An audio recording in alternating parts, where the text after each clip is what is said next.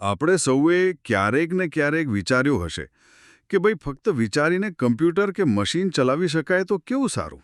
હા, અને ખાસ કરીને એવા લોકો માટે જેમની મૂવમેન્ટ જેમ કે સ્ટ્રોક કે લકવાને કારણે અટકી ગઈ છે. એમના માટે આ ટેકનોલોજી, જેને બ્રેઇન કમ્પ્યુટર ઇન્ટરફેસ એટલે કે BCI કહે છે, એ તો એક મોટી આશા છે. બિલકુલ. અને આ દિશામાં દુનિયાભરમાં ઘણું કામ થઈ રહ્યું છે. આજે આપણે ખાસ કરીને ભારતના Indian institute of science IISc અને એમના સહયોગી સંશોધકોના એક નવા અને મને લાગે છે કે ખૂબ જ રસપ્રદ રિસર્ચની ઊંડાણપૂર્વક વાત કરવાના છીએ. હા, આ સ્ટડી ખરેખર ધ્યાન આપવા જેવી છે. એમનો ફોકસ એ સમજવા પર છે કે મગજના સિગ્નલમાંથી હાથની જે સતત મૂવમેન્ટ્સ હોય છે ને, જેમ કે આમ હાથ લઈ જવો, કોઈ વસ્તુ પકડવી, એનો રસ્તો બદલવો, આ બધું રિયલ ટાઈમમાં કેવી રીતે સમજી શકાય. હા, એટલે ખાલી હા કે નાનો ઈશારો પકડવા કરતાં આ ઘણું વધારે કોમ્પ્લેક્સ છે. એક્ઝેક્ટલી. અને આ રિસર્ચની સૌથી મોટી વાત એ છે કે એમણે આ કામ કરવા માટે રમાન નામની એક સ્પેશિયલ ખૂબ ઓછી પાવર વાપરતી ટાઇની ML ટેકનોલોજી ડેવલપ કરી છે. રાઈટ. એટલે કે ખાલી ઈરાદો જાણવો પૂરતો નથી, પણ હાથ કઈ રીતે અને ક્યાં મૂવ થઈ રહ્યો છે તે સતત સમજવું, એ જ મોટો પડકાર છે. અને આ બધું એક નાનકડા શરીરમાં ફિટ થઈ શકે એવા ડિવાઇસથી થવું જોઈએ, જે પાછું બહુ ઓછી બેટરી વાપરે. આ જ તો આ ટેકનોલોજીને પ્રેક્ટિકલ બનાવવામાં મોટો અવરોધ રહ્યો છે, ખરું ને? બિલકુલ. તો ચાલો આ રિસર્ચની ડિટેલ્સમાં જઈએ અને સમજીએ કે એમણે આ ચેલેન્જનો સામનો કેવી રીતે કર્યો. પણ પહેલાં મૂળ સમસ્યા શું છે અને અત્યાર સુધીના ઉપાયો કેમ પૂરતા નહોતા એની વાત કરીએ. ચોક્કસ. જુઓ, સ્ટ્રોક, સ્પાઇનલ કોર્ડ ઇન્જરી કે અમુક ન્યુરોલોજિકલ બીમારીઓમાં શું થાય છે કે મગજના જે ભાગો આપણી મૂવમેન્ટ કંટ્રોલ કરે છે એ ન્યુરલ સર્કિટ ડેમેજ થાય છે. એટલે મગજ ભલે સિગ્નલ મોકલવાનો પ્રયત્ન કરે, પણ એ કાં તો મસલ સુધી પહોંચતા નથી અથવા ખોટી રીતે પહોંચે છે. પરિણામે વ્યક્તિ હાથ પગ હલાવવાની ક્ષમતા ગુમાવી દે છે. અને જે ટ્રીટમેન્ટ છે, જેમ કે ફિઝિયોથેરેપી, એ મદદ કરે છે, પણ ઘણીવાર સંપૂર્ણ રિકવરી મુશ્કેલ હોય છે. અને આ જ જગ્યાએ BCI આવે છે, બરાબર? હા. એ ગેપ પૂરવા માટે. હા, બરાબર. ખાસ કરીને જે ઇન્વેઝિવ BCI છે, જેમાં ખૂબ નાના ઇલેક્ટ્રોડ્સ સીધા મગજની અંદર કે સપાટી પર મુકાય છે. આ ઇલેક્ટ્રોડ્સ હજારો ન્યુરોન્સની એકદમ ઝીણી ઇલેક્ટ્રિકલ એક્ટિવિટી સીધી રેકોર્ડ કરી શકે છે. વાહ. અને આ સિગ્નલ્સમાં જ વ્યક્તિ શું કરવા વિચારી રહી છે એની માહિતી છુપાયેલી હોય છે. જો આપણે આ સિગ્નલ્સને બરાબર ડીકોડ કરી શકીએ તો એનો ઉપયોગ રોબોટિક હાથ, વ્હીલચેર કે કમ્પ્યુટરને કંટ્રોલ કરવા થઈ શકે. આ એક ક્લોઝડ લૂપ સિસ્ટમ જેવું બને. ક્લોઝ લૂપ એટલે મગજ વિચારે, સિસ્ટમ સમજે, ડિવાઇસ એ પ્રમાણે કામ કરે અને વ્યક્તિને એનો ફીડબેક મળે. આનાથી મગજને ફરીથી શીખવામાં પણ મદદ મળે છે, એમ કહેવાય છે. આ સાંભળવામાં તો અદ્ભુત લાગે છે, પણ મગજમાં ઇલેક્ટ્રોડ મૂકવા અને એમાંથી આવતા ડેટાને સતત પ્રોસેસ કરવો, એ પણ એક નાનકડા ઇમ્પ્લાન્ટથી, આમાં તો જબરદસ્ત ચેલેન્જીસ હશે ને? હા, અને એ ચેલેન્જીસ જ આજના રિસર્ચનું કેન્દ્ર છે. વિચારો, આવા ઇમ્પ્લાન્ટેબલ ડિવાઇસ માટે શું શું જોઈએ? એક તો એ બહુ જ નાનું અને સેફ હોવું જોઈએ. હા, એ તો છે જ. બીજું, એણે એકદમ ચોક્કસાઈથી અને લગભગ તરત જ એટલે કે રિયલ ટાઈમમાં કામ કરવું પડે. ત્રીજું, અને કદાચ સૌથી અગત્યનું, એણે બહુ જ ઓછી પાવર વાપરવી જોઈએ, કારણ કે એની બેટરી વારંવાર બદલી ન શકાય. સાચી વાત. અને ચોથું, એણે મગજમાંથી આવતા અંશંગ બધા ડેટાને હેન્ડલ પણ કરવો પડે. આ બધી જરૂરિયાતો હાર્ડવેર પર અને ખાસ કરીને એની અંદર ચાલતા મશીન લર્નિંગ એટલે કે ML મોડેલ પર બહુ મોટી મર્યાદાઓ મૂકે છે. એટલે કે એક એવું સ્માર્ટ સોફ્ટવેર જોઈએ જે મગજના કોમ્પ્લેક્સ સિગ્નલ સમજી શકે, પણ સાથે સાથે એટલું હલકું હોય કે ઓછી મેમરી વાપરે, ઓછી ગણતરીઓ કરે, જેથી બેટરી લાંબી ચાલે. અઘરું કોમ્બિનેશન જે આ તો. તમે બરાબર સમજ્યા. ML મોડેલ માટે આ મોટો પડકાર છે. એને ઓછી મેમરી અને ઓછા કમ્પ્યુટેશનલ પાવર સાથે કામ કરવાનું છે. ખાસ કરીને જે મેક ઓપરેશન્સ કહેવાય, મલ્ટીપ્લાય એક્યુમ્યુલેટ, એ ઓછા કરવાના, અને એ પણ હાઈ એક્યુરસી જાળવી રાખીને. અને પાછું, જેટલા વધારે ઇલેક્ટ્રોડ્સ ચેનલ્સમાંથી ડેટા આવે એટલો ડેટા વધુ ડાયમેન્શનલ બને, એટલે મોડેલ કન્ફ્યુઝ થઈ શકે અથવા ઓવરફિટ થઈ શકે. મતલબ કે ટ્રેનિંગ ડેટા પર સારું કામ કરે, પણ નવા ડેટા પર નહીં. ઓકે. તો આ બધા પડકારોનો સામનો કરવા માટે પહેલા શું પ્રયત્નો થયા હતા અને એમાં શું ખૂટતું હતું? ઘણા જૂના BCI રિસર્ચમાં છે ને મૂવમેન્ટના વર્ગીકરણ પર વધુ ફોકસ હતું.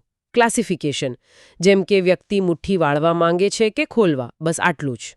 હા, એટલે ડિસ્ક્રીટ કમાન્ડ્સ જેવું. હા, અને એના માટે ઘણીવાર એવી ટેકનિક વપરાતી જેમાં રિસર્ચરે જાતે નક્કી કરવું પડતું કે ડેટામાંથી કયા ફીચર્સ એટલે કે લક્ષણો અગત્યના છે. આને હેન્ડક્રાફ્ટેડ ફીચર્સ કહેવાય. એમાં શું તકલીફ હતી? થયો. જે ઓટોમેટિક ફીચર્સ શીખી શકે. હા, બરાબર. પણ એ મોડલ્સ બહુ મોટા અને પાવર હંગ્રી હોય છે, એટલે એ ઇમ્પ્લાન્ટ માટે યોગ્ય નથી. પરિણામે આવા પાવરફુલ મોડલ્સનો ઉપયોગ મોટે ભાગે સિમ્પલ ક્લાસિફિકેશન માટે જ થઈ શક્યો, જે સતત કન્ટિન્યુઅસ મૂવમેન્ટ છે, જેમ કે પેન્સિલથી કંઈક દોરવું, એને સમજવા માટે નહીં. ઓહ, સમજાયું. ટૂંકમાં એક એવી સિસ્ટમની જરૂર હતી જે સતત મૂવમેન્ટને ડીકોડ કરી શકે અને એ પણ એકદમ ઓછી પાવર વાપરીને, નાના ડિવાઇસ પર. આ જ મુખ્ય રિસર્ચ ગેપ હતી. અને આ જ ગેપને ભરવા માટે IIScના રિસર્ચર્સે રામન એક્સેલરેટર અને પેલું ખાસ ML મોડલ બનાવ્યું. ચાલો, હવે એના પર આવીએ. આ રામન શું છે અને એ કેવી રીતે કામ કરે છે? ઝડપથી અને ઓછી ઉર્જામાં કરવા માટે ખાસ ડિઝાઇન કરાઈ છે. એ ટાઇની MLના કોન્સેપ્ટ પર કામ કરે છે, એટલે કે નાના ડિવાઇસીસમાં સ્માર્ટનેસ લાવવી. અને એની ખાસ વાત શું છે? રામનની સૌથી મોટી ખૂબી એ છે કે એ સ્પાર્સિટીનો ફાયદો ઉઠાવે છે. સ્પાર્સિટી એટલે સરળ ભાષામાં કહો ને. સ્પાર્સિટી એટલે વિરલતા, ઘણી બધી ખાલી જગ્યા હોવી. જુઓ, ML મોડેલ્સમાં અને ડેટામાં પણ ઘણીવાર બહુ બધા ઝીરો વેલ્યુઝ હોય છે. ઓકે. હા, હવે વિચારો કે તમે ગણિતનો દાખલો ગણો છો જેમાં ઘણા બધા શૂન્ય છે. તમે શૂન્ય સાથે એનો ગુણાકાર તો કરશો જ નહીં, કારણ કે જવાબ શૂન્ય જ આવવાનો છે. હા, એ ગણતરી કરવાની જરૂર નથી. બસ, રામન ચિપ પણ આવું સ્માર્ટ કામ કરે છે. મોડેલના જે ભાગોમાં શૂન્ય હોય, જેને આપણે સ્પાર્સ કહીએ, એ બિનજરૂરી ગણતરીઓને એ સ્કીપ કરી દે છે, છોડી દે છે. ઓહ. આનાથી શું થાય?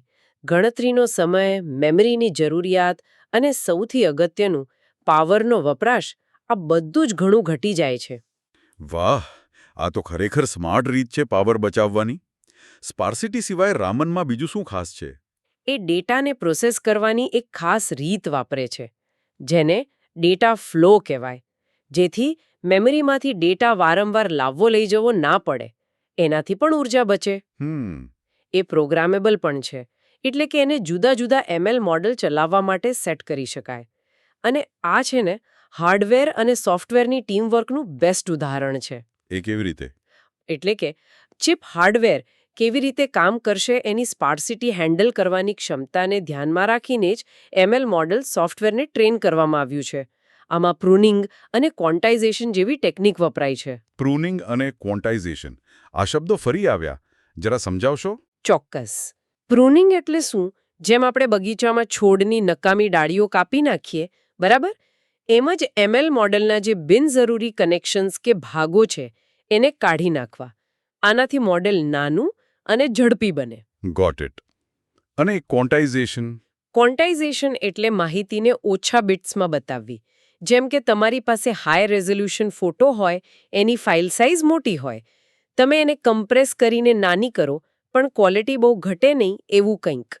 હા હા. એમ અહીંયા મોડેલના જે નંબર્સ છે, જેમ કે વેઇટ્સ, એને ઓછા પ્રિસિઝનમાં સ્ટોર કરવા. દાખલા તરીકે 32 બીટ ફ્લોટિંગ પોઈન્ટને બદલે 8 બીટ ઇન્ટીજરમાં. આનાથી મેમરી ઓછી વપરાય અને ગણતરીઓ પણ ફાસ્ટ થાય. આ રિસર્ચર્સે આ બંને ટેકનિકનો બહુ જ અસરકારક રીતે ઉપયોગ કર્યો. બરાબર. અને આ રામન એક્સેલરેટર પર ચલાવવા માટે કયું ML મોડેલ પસંદ કર્યું? તમે કહ્યું મોબાઇલનેટ V1. એ જ કેમ? મોબાઇલનેટ V1 કમ્પ્યુટર વિઝનમાં જાણીતું છે અને એની એફિશિયન્સી માટે ફેમસ છે. એની ખાસિયત છે ડેપ્થ-વાઇઝ સેપરેબલ કોન્વોલ્યુશન. આ એક એવી ટેકનિક છે જે સ્ટાન્ડર્ડ કોન્વોલ્યુશન કરતાં ઘણી ઓછી ગણતરીઓ અને પેરામીટર્સ વાપરે છે. ઓકે. તો રિસર્ચર્સે આ મોડલ લીધું. એને પહેલા થોડું પાતળું બનાવ્યું, પછી એના પર સ્ટ્રક્ચર્ડ પ્રૂનિંગ કર્યું. એટલે આખા નકામા ભાગો એટલે ચેનલ્સ જ કાઢી નાખ્યા. અને છેલ્લે ક્વોન્ટાઇઝેશન અવેર ટ્રેનિંગ કરી. Quantization aware training? હા, એટલે મોડલને ટ્રેન કરતી વખતે જ એને ખબર હોય કે છેલ્લે એને 8 બીટમાં કન્વર્ટ કરવાનું છે. એટલે એ એવી રીતે શીખે કે 8 બીટમાં ગયા પછી પણ એની ચોકસાઈ જળવાઈ રહે. વાહ, આ બધી ટેકનિકનું પરિણામ શું આવ્યું? મોડલ કેટલું નાનું થયું? અહીં વાત ખરેખર રસપ્રદ બને છે. પરિણામ ખરેખર અકલ્પનીય હતું. જે original mobile net V1 model હતું ને, એમાં લગભગ 3.2 મિલિયન પેરામીટર્સ હતા. 32.5 લાખ. હા, અને આ બધી ઓપ્ટિમાઇઝેશન ટેકનિક પછી એમનું ફાઇનલ મોડલ ફક્ત 60,000 પેરામીટર્સનું રહ્યું. શું વાત છે? ફક્ત 60,000? હા, એટલે કે 99%થી પણ વધારે કમ્પ્રેશન.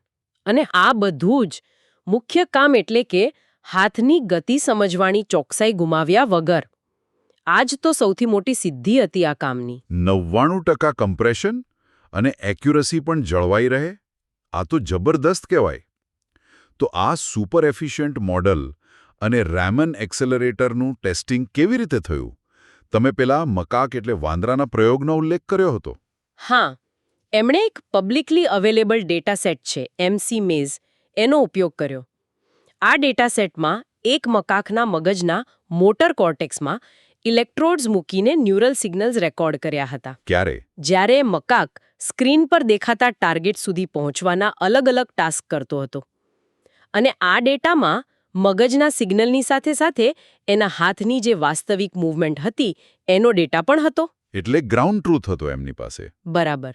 તો રિસર્ચર્સનો ગોલ એ હતો કે ફક્ત મગજના સિગ્નલનો ઉપયોગ કરીને હાથની ગતિનું સચોટ અનુમાન લગાવવું. એમણે ડેટાને મોડલ માટે કેવી રીતે તૈયાર કર્યો? કંઈ ખાસ કર્યું એમાં? હા, ડેટા પ્રિપેરેશન જરૂરી હતું. એમણે ડેટાને નાના ટાઈમ બિન્સમાં વહેંચ્યો, સિગ્નલમાંથી નોઇઝ ઓછો કરવા સ્મૂધિંગ કર્યું, અને હાથની ગતિ અને મગજના સિગ્નલ વચ્ચે જે થોડો ટાઈમ લેગ હોય એને પણ ધ્યાનમાં લીધો. ડેટાને ટ્રેનિંગ, વેલિડેશન અને ટેસ્ટિંગ માટે બરાબર ભાગ પાડ્યા. આ બધું મોડલને સારી રીતે શીખવામાં મદદ કરવા માટે. ઓકે. ટ્રેનિંગની બધી ડિટેલ્સમાં આપણે નહીં જઈએ, પણ મુખ્ય વાત એ કે એમણે મોડલને આ ડેટા પર ટ્રેન કર્યું. હવે સૌથી અગત્યનો સવાલ, રિઝલ્ટ્સ કેવા રહ્યા? એમની સિસ્ટમે કેટલું સારું કામ કર્યું? રિઝલ્ટ્સ માપવા માટે એમણે R² નામનું મેટ્રિક વાપર્યું. સાદી ભાષામાં કહીએ તો R² એ બતાલે છે કે મોડેલની જે આગાહીઓ છે એ વાસ્તવિક મૂવમેન્ટ સાથે કેટલી મેચ થાય છે. 1 એટલે પરફેક્ટ મેચ, 0 એટલે કોઈ સંબંધ નથી. તો એમના મોડલનો R² કેટલો આવ્યો? અહીં સરખામણી બહુ રસપ્રદ છે. એક સાવ સિમ્પલ મોડેલ, રિજ રિગ્રેશન, એનો સ્કોર ખાલી 0.64 હતો, જે ઠીકઠાક કહેવાય, બહુ સારો નહીં. જે ઓરિજિનલ મોટું મોબાઈલનેટ V1 મોડેલ હતું, જે ઇમ્પ્લાન્ટ માટે શક્ય ન હતું, એનો સ્કોર હતો 0.91, જે ખૂબ સારો ગણાય. ઓકે, 0.91. અને આશ્ચર્યની વાત એ છે કે રિસર્ચર્સનું પેલું અત્યંત નાનું પ્રૂન્ડ અને ક્વોન્ટાઇઝ્ડ મોડેલ જ્યારે રામન પર ચલાવવા માટે તૈયાર કરાયું ત્યારે એનો સ્કોર પણ 0.91 જ રહ્યો. શું વાત છે? સિરિયસલી? મતલબ કે એમણે મોડેલનું કદ 99% ઘટાડી દીધું, એની ગણતરીની જરૂરિયાત મેક્સ લગભગ 15 ગણી ઓછી કરી દીધી, અને છતાં પણ ચોકસાઈ બિલકુલ ઓછી ન થઈ? આ તો ખરેખર મોટી વાત છે. બિલકુલ. આ જ આ સંશોધનનો મુખ્ય સાર છે. એમણે એ પણ બતાવ્યું ગ્રાફ દ્વારા કે એમના મોડેલે જે હાથના માર્ગનું અનુમાન કર્યું હતું એ વાસ્તવિક માર્ગ સાથે ખૂબ જ મળતું આવતું હતું, જ્યારે પેલું સિમ્પલ મોડેલ એટલું સચોટ નહોતું. આ બતાવે છે કે એમનું મોડેલ ખરેખર મૂવમેન્ટની ઝીણી ડિટેલ સમજી રહ્યું હતું. અને આ બધું ફક્ત સિમ્યુલેશનમાં નહીં, પણ વાસ્તવિક હાર્ડવેર પર પણ ચકાસ્યું, ખરું ને? તમે FPGAની વાત કરી હતી.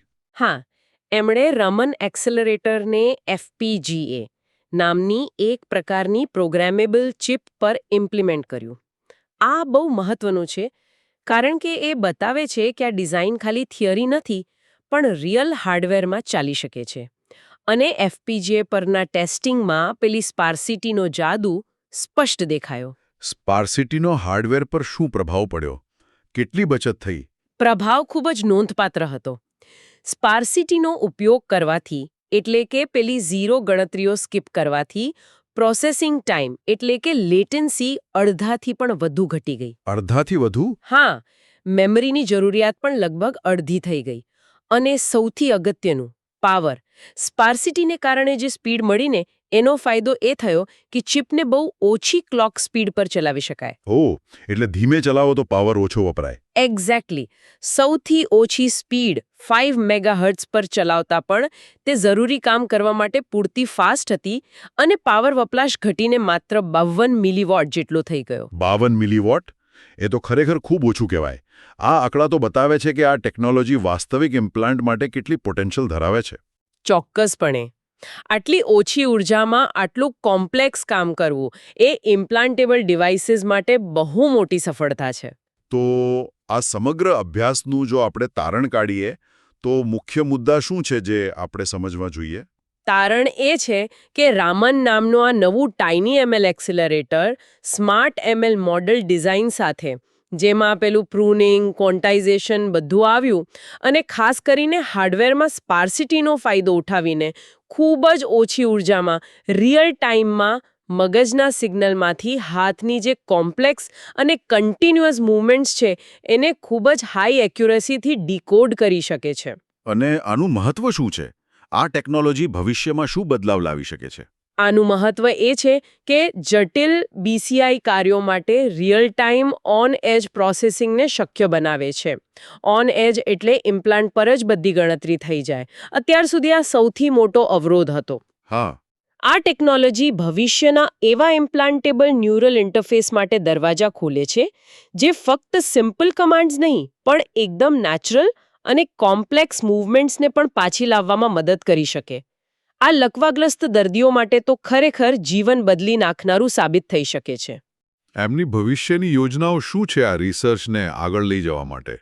હવે તેઓ આ ડીકોડરને એક આખી બીસીઆઈ સિસ્ટમ સાથે જોડીને ક્લોઝડ લૂપમાં ટેસ્ટ કરવા માંગે છે. એટલે કે મગજના સિગ્નલથી ડીકોડ થયેલી મૂવમેન્ટનો ઉપયોગ કરીને રિયલ ટાઈમમાં કોઈ રોબોટિક હાથ કે સ્ક્રીન પર કર્સરને કંટ્રોલ કરવો અને જોવું કે તે વાસ્તવિક પરિસ્થિતિમાં કેટલું સારું કામ કરે છે. ખૂબ જ એક્સાઇટિંગ દિશા છે આ. તો આજની આપણી આ ચર્ચાનો મુખ્ય સાર એ છે કે રામન જેવા અત્યંત એફિશિયન્ટ ટાઇની એમએલ એક્સેલરેટર્સ જે સ્પાર્સિટી જેવી સ્માર્ટ ટેકનિકનો ઉપયોગ કરે છે તે ઇમ્પ્લાન્ટેડ ડિવાઇસ પર જ કોમ્પ્લેક્સ ગણતરીઓ કરવાનું શક્ય બનાવી રહ્યા છે, અને એ પણ બહુ ઓછી પાવર વાપરીને. આનાથી બીસીઆઈ ટેકનોલોજીને લેબમાંથી રિયલ વર્લ્ડમાં લાવવામાં મોટી મદદ મળશે. બિલકુલ. અને આ વિચારને થોડો આગળ લઈ જઈએ તો એક સવાલ મનમાં આવે છે.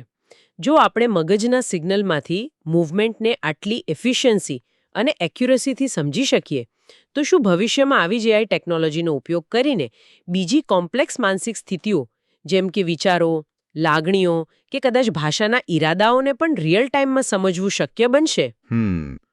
Interesting point. અને જેમ જેમ આ ટેકનોલોજી વધુને વધુ કેપેબલ બનતી જશે તેમ એની સાથે જોડાયેલા જે નૈતિક પાસાઓ છે, એથિકલ કન્સિડરેશન્સ, એના વિશે પણ આપણે બહુ ગંભીરતાથી વિચારવું પડશે. ખરેખર આ ટેકનોલોજીની શક્યતાઓ અને એની અસરો બંને ખૂબ વ્યાપક છે અને ચોક્કસ વિચાર માંગી લે તેવા છે. આજના આ ઊંડાણપૂર્વકના વિશ્લેષણ બદલ આભાર. વેલકમ.